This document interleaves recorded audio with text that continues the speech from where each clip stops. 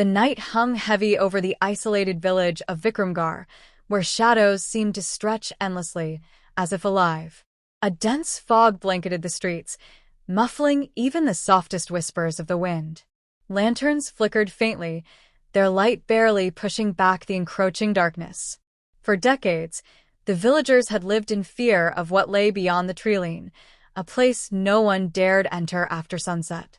Aarav, a skeptical journalist from the city, tightened his scarf against the biting cold as he stepped onto the village's cobbled path. The assignment, as he saw it, was absurd.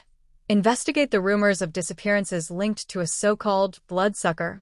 Yet, as ridiculous as it seemed, the editor's instructions were clear: find the truth behind the folklore or fabricate something sensational enough to sell.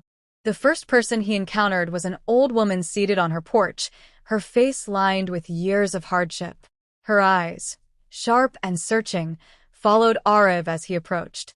"You don't belong here," she rasped, her voice cracking like brittle wood. "The woods have eyes, and they don't take kindly to strangers."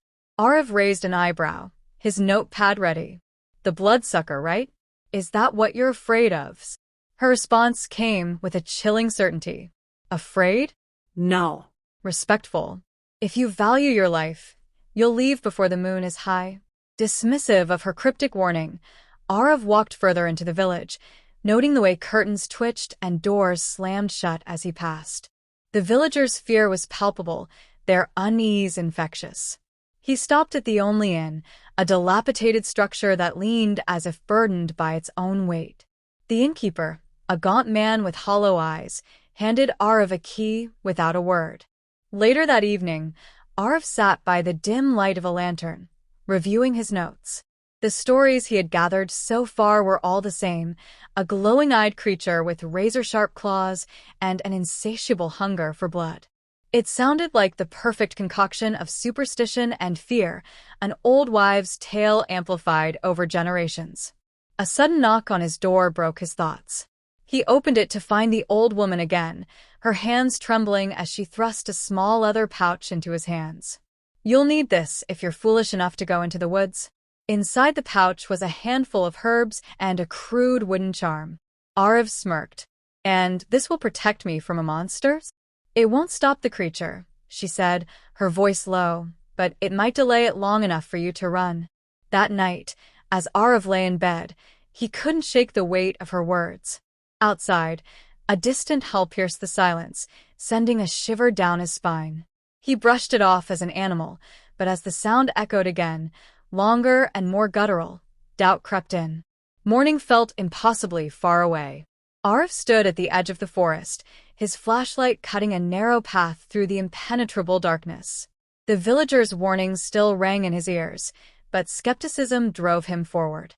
If there was any truth to their tales, this was the only way to uncover it. As he stepped onto the forest floor, the air grew colder, the sounds of chirping crickets and distant rustling unsettlingly absent. The woods seemed alive, yet void of life. Trees loomed like skeletal sentinels, their twisted branches clawing at the sky. Every step Aarav took seemed amplified, the crunch of leaves beneath his boots reverberating unnaturally.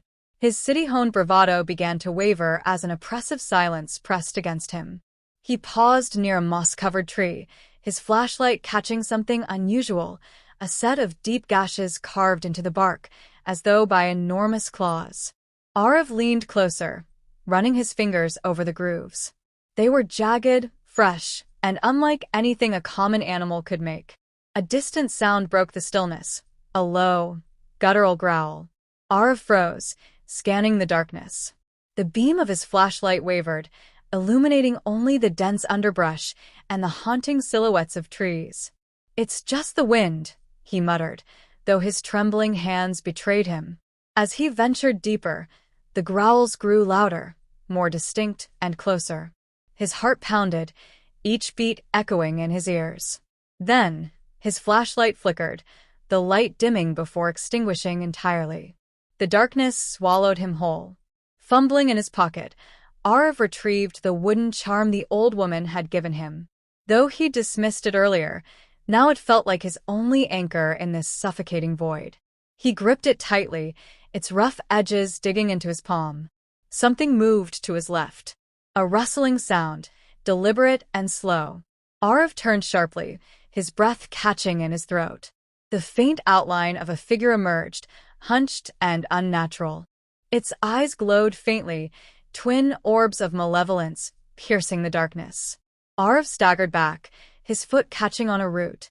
He fell hard, the impact forcing the air from his lungs. The figure advanced, its movements eerily fluid, as if it glided rather than walked. The creature's claws gleamed faintly in the dim light, their edges razor-sharp and poised to strike. Desperation fueled Aarav's next move. He scrambled to his feet, clutching the charm like a lifeline. He flung it toward the creature, shouting instinctively. To his astonishment, the figure halted, emitting a guttural hiss. The charm landed at its feet, and for a moment, the glowing eyes flickered, dimmed, and then reignited, brighter and fiercer. The reprieve was brief. Aarav turned and ran, branches slashing at his face and arms as he pushed through the forest. Behind him, the sound of pursuit was unmistakable, heavy footsteps, a growl that grew into a roar. He spotted a decrepit hut ahead, its door slightly ajar. Without hesitation, he lunged inside, slamming the door behind him. The creature's roar echoed through the night, shaking the fragile walls. Aarav's chest heaved as he realized there was no turning back. The air inside the hut was thick with dread. Aarav pressed himself against the far wall, gripping the rusted knife he had found among the debris. His flashlight lay discarded, its faint glow unable to cut through the oppressive darkness. Outside, the creature circled, its guttural growls rising and falling like a predator savoring its prey's fear. The room was a testament to violence, splintered furniture, clawed beams, and a floor littered with remnants of past victims. Aarav's eyes darted to a diary sprawled on the table, its cracked spine and yellowed pages an incongruous beacon amidst the carnage. Desperate for answers, he grabbed it and skimmed the hastily scrawled words. The curse binds it to this forest, neither alive nor dead, eternally starving. A chill ran through him as he pieced the story together. The bloodsucker was no mere beast, it was a tormented soul, once human, now enslaved by its monstrous form.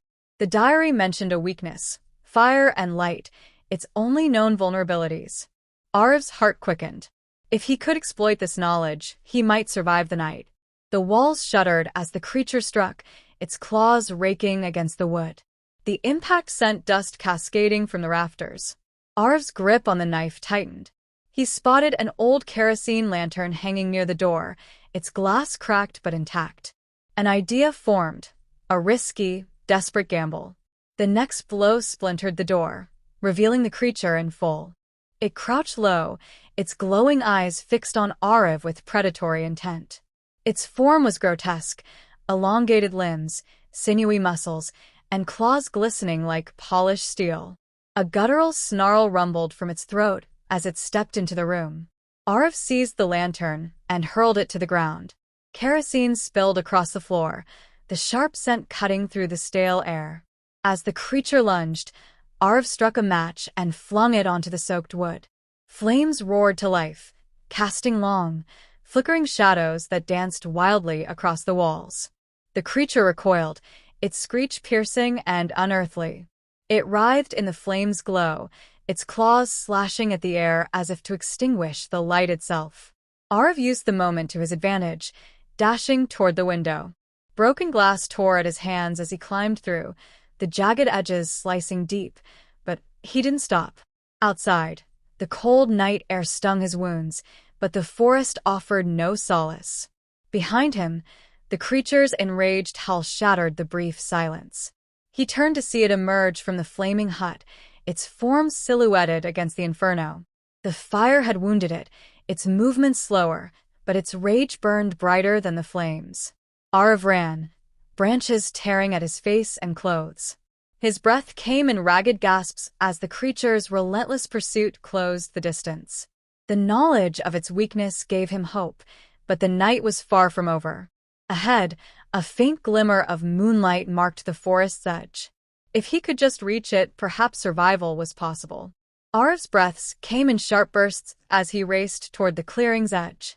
The faint glow of dawn spilled over the treetops, painting the world in hues of pale orange. Behind him, the creature's guttural growls reverberated through the forest, each sound more desperate than the last. As he stumbled into the open space, Aarav's foot caught on an exposed root, sending him sprawling to the ground. He groaned, pain flaring in his scraped palms and bruised knees. Forcing himself to his feet, he turned just in time to see the monster emerge from the trees. Its grotesque form loomed large against the dim sky, its glowing eyes locked onto him with savage intensity. He clutched the rusted knife, though his grip faltered under the weight of exhaustion and fear. This would be the final confrontation. There was no running now. Aarav's mind replayed the diary's chilling words. Light is its undoing. But beware, it carries the curse with it. The creature lunged, its claws slicing through the air. Aarav sidestepped, barely avoiding the blow, and swung the knife with all his strength. The blade tore through the creature's shoulder, eliciting a bone-chilling roar. Black ichor dripped onto the forest floor, hissing as it touched the earth. The beast recoiled, momentarily stunned. Aarav seized the opportunity, staggering toward a jagged boulder jutting from the ground. He climbed atop it, positioning himself where the first rays of sunlight would soon strike. "Come on," he shouted, his voice hoarse but defiant. "Let's end this." The creature snarled, its body coiled with tension. It leaped, claws outstretched, aiming for Aarav's chest. He braced himself, knife raised, but as the beast reached him, the first beam of sunlight broke over the horizon. The light hit the monster midair, and its scream was unlike anything Aarav had heard before, a haunting mix of rage and anguish. Its body twisted violently, smoke rising from its flesh as the sunlight consumed it. Aarav stumbled back, shielding his eyes as the beast disintegrated before him, its ashes scattered by the morning breeze.